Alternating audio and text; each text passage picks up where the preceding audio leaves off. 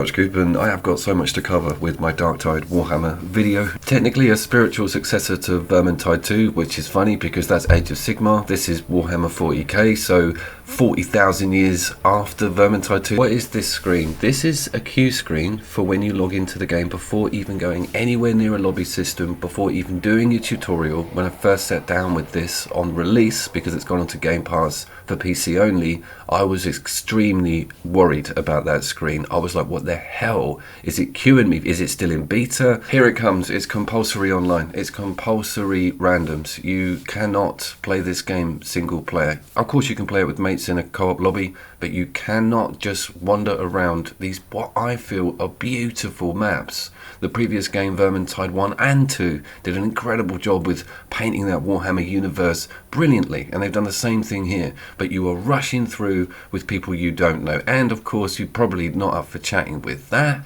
really broke my heart, and I think they will get round to adding AI. Vermintide 2 had some fantastic AI in it. This needs to get sorted out because Vermintide 2 was one of my favourite offline Warhammer games of all time. Because this is over on the PC, we got the frame rates up there in the top right, and I went straight for high settings. It defaulted me to low, thank you, GTX 1660. Completely impressed with this game's visuals. I switched it to medium, I got some of the FSR going, and I found a nice sweet spot where I got 1080 and 60 frames per second, but still had some nice lavish effects. The ragdoll and splitting skulls with that shovel, that's going to take a very long time to get boring. The tutorial's pretty good. What becomes immediately apparent is that they have lifted the entire Vermintide 2 close quarters system and laid it down into Darktide brilliantly. I was thinking, how are they going to mash this with ranged combat? But your melee weapon is one of the sort of best things in your whole arsenal.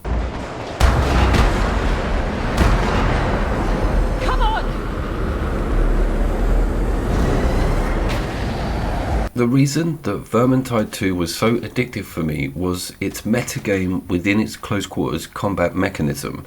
You can dodge left to right, you can block, and you can Left 4 Dead 2 push back enemies, giving you some room, but more importantly with this, giving you enough distance to let rip with your weapon. And the weapons work. My god, I was concerned about that as well. Obviously you get started with a pea shooter with no sights on that rattles around like a stick in the wind, but things get very, very good.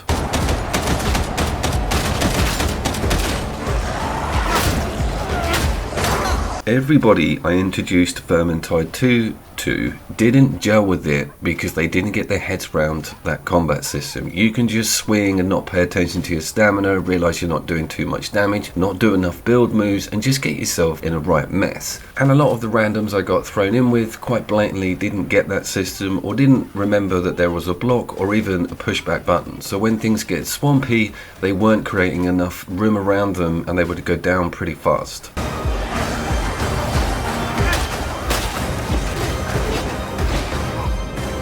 I think this might be the first time I've reviewed a game that's not got an offline version of it and is compulsory, or you have to literally go into a mission with 4 other randoms or friends.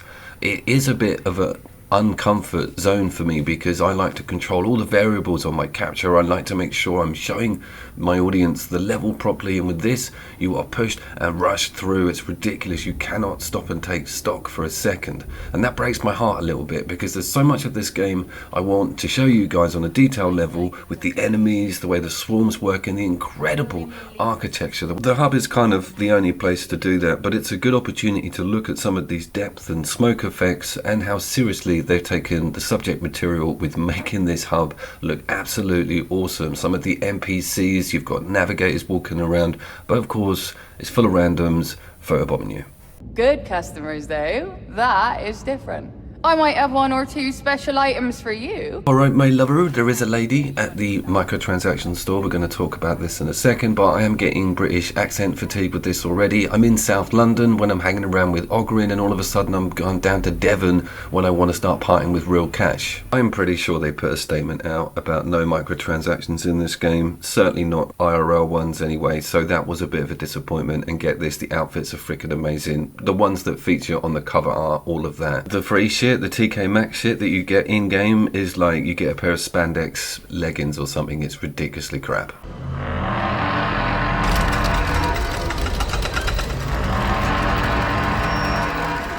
Some slight jank on some of the cutscenes as well, and this is to do with it being online and maybe my bad internet, but one thing is plainly obvious with this, that it's going to take a bit more polish, and day one patch, please bring it on. But for what we've got on a base level, it's not broken, the game totally works. I've had a few crashes, but nothing to annoy me too much just yet. One thing you will notice is its ridiculous load times. This has got nothing to do with where it's sitting on your drive, but every lobby, every screen, logging into the game itself took me up to 11 minutes this morning because I wanted to just get a tiny bit more footage. And did you say you logged in to a video game before 12 o'clock noon? Yeah, and you might have noticed what I'm doing with this review is I'm getting all of the crap out of the way. I'm clearing the desk of everything because of what's coming up. For my beloved!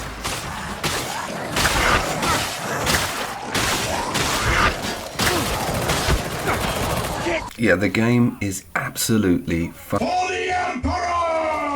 brilliant, and it's the best Warhammer shooter to come out this year and by a long stretch. Potential Space Marine beta this. It's better than Vermintide 2 for me because of the 40k cannon. But as a port, lifting that whole system out of the Age of Sigmar and putting in this fantastic modern angle to it, but keeping that brilliant Vermintide 2 combat system with the close quarters, I was almost welling up when I played this. I couldn't believe how good they've done us. It had all the makings of a potential disaster, loads of PR and marketing, like given to big name YouTubers, and Dana Bannon blabbering on about it all for like months and months, and a new system technically for the Fatshark team to sort of get their head round with big projectile weaponry. It's a triumph. It's everything I imagined the game would be. You know, you have that little secret thought where it's like, oh my god, this just could be Vermintide with guns in 40k and it could all just be epic, and that's totally what is written on the back of the box. Yep, it's got Left 4 Dead style, almost insta-death if you get anywhere near a ledge. Doesn't abuse it too much, but you need to watch where your feet are if you are traversing any height. Now, I wanted to try out all of the characters. Other than the Ogryn, I leveled everything up to about 3, 4 or 5. Now, that was laborious because you've got to do, not your tutorials, but low-level missions again and again. But here's the sweet spot. It's got a brilliant reroll randomization tree on what you get to play, especially in the quick play tab, but also picking what sort of level and how difficult you want to make it. Think Inquisitor Martyr, where you've got that cool galaxy map, but with this you never ever get a repeat structure for a mission. Vermintide 2 was always really good with that as well, but it runs a hell of a lot deeper than you think. A Chaos Hound!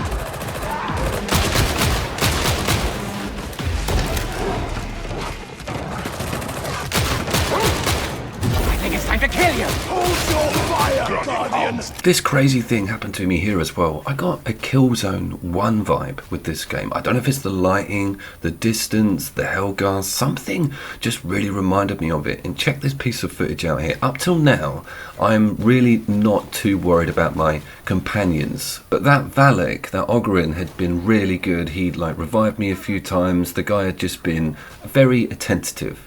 So when something happened to him, I actually caught myself going, no, like that. And then the rescue, the animation to him going off, hanging off that ledge, flawlessly good. And look what he does after I rescue him, which is what everyone of that age would do. He nurses his back, and as I say, there is just not 1 second of downtime. I couldn't savour that moment. We were getting fired upon by enemies that are concealed by mist and distance. Some of the fade effects and silhouette effect and ballistics with the smoke of bullets going past you, really great stuff. I'm so impressed with this. I cannot wait to get it on a 5. I want to see this running at high settings, and I'm very jealous of anybody who's rocking a decent card, because when I played Vermintide 2, it was on my gaming laptop many years ago, and I slid it onto my new PC. I say that about 4 years ago, so it's kind of chugging now. This game needs to be played on high settings. I cannot wait to get it going on a console. Let's talk about this class difference quickly, because by accident I chose the Psyker. Everyone's got an R1 move. You can see this symbol down there on the bottom right. The R1 on the side as a pushback is actually quite good and it does some damage. It's not too dissimilar to some of the moves in Vermintide 2, but they have a sort of sniper assassin shot, which is a psychic build up on a singular enemy. It feels very underpowered in early game, and I would recommend going for the guardsman soldier. He's got a very cool grenade, or even the female, the priest character. She kind of has stun grenades and this very cool dash. That's probably the sweet spot for me. One thing I didn't clock first time round is the cathedral shape of those gun sights. Man, there's so much fan service in here, it's freaking ridiculous. The only thing that's got me angry are those micros and the cosmetics just being dire for anybody that doesn't want to put their hand in their pocket. That hasn't stopped somebody making Mr. T in the character creation settings. What a legend. Behold the magnificence of Tertium. Kill shot ready.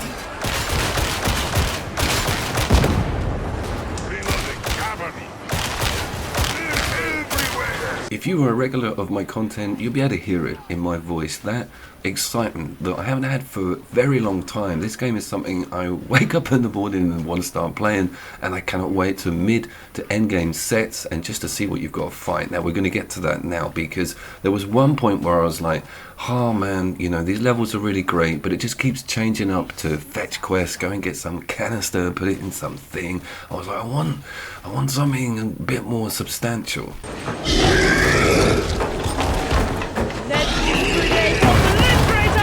Yep, it chucks him in. Nurgle just rocked up and you have to fight a giant goddamn plague slug. It's excellent. He was only vulnerable from the back. I switched to melee, chased him down. What a brilliant set piece to have pumped in just really 3/4 of the way through a level. It will do this a lot. There's other very strong like demon gods that will spawn in, take someone out, you have to rescue them, you only get a set amount of time to inflict huge damage. This was damned fun and came perfectly timed just as I was getting fatigued with the normal questing system.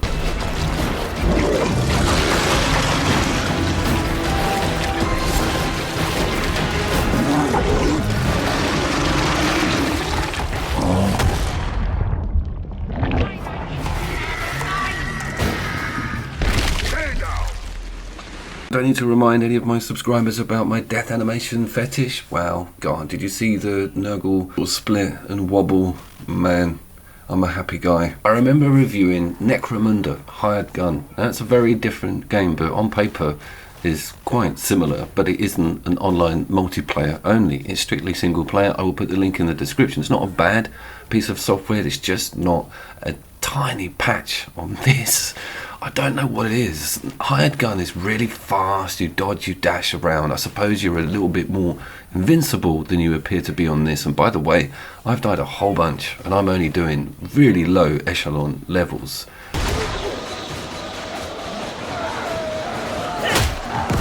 I think it all boils down to that brilliant Vermintide close quarters combat model and the chunkiness of the guns and how they really put some love into these environments, like super amounts of detail going into these massive gothic like halls. You just rarely get the chance to gawp at it all because you are getting rushed along, and that's one of the mechanics of the game, is keeping you in this team like circle, gives you that blue meter buff that's atop the white health chunks, so it's in your benefit to make sure you're all sticking together. This is no time for the lone wolf player. You wander off, you'll get in trouble, you'll have to be rescued, and if not, then you just spawn back as a future point coming up in the level. Now that's where some of the problems arise. If someone really far back has a fall, needs to be rescued, or gets pinned, everyone has to either backtrack. It's not a pleasant experience for anyone involved, but it serves as good punishment for getting into trouble. Here's one of the actual structured bosses. It's Captain Torbjorn, a very well animated villain here with the shield you have to break.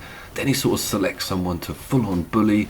Had such a good time. Again, this came just as I was thinking, wouldn't it be nice to have a cool character-driven villain at the end of this level? Sure enough, delivered.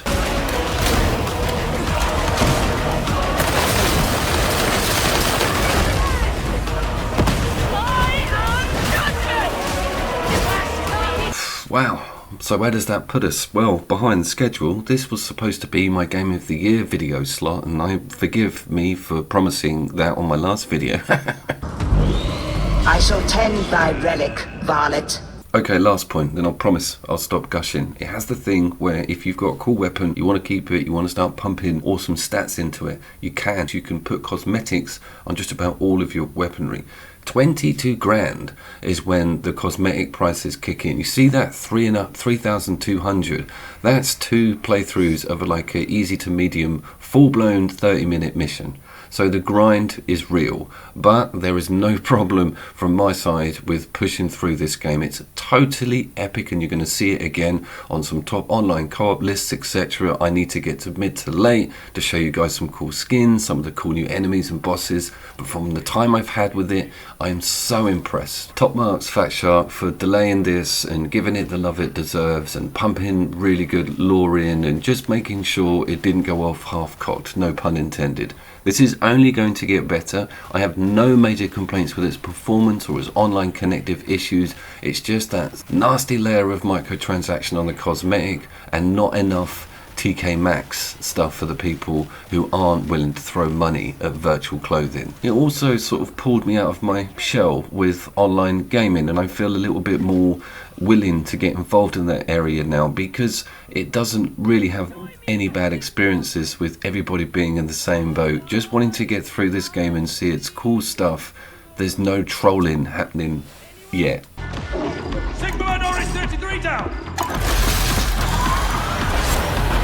That's one! I have of course been Couch Coop, and I have done large amounts of Warhammer lists, particularly the turn-based games and the real-time strategies. There's some beauties out there, annotations. I want to hear if you're enjoying Darktide as much as I am, or is it just me and the honeymoon period? And as always, I'll see you down there. That should end the connection.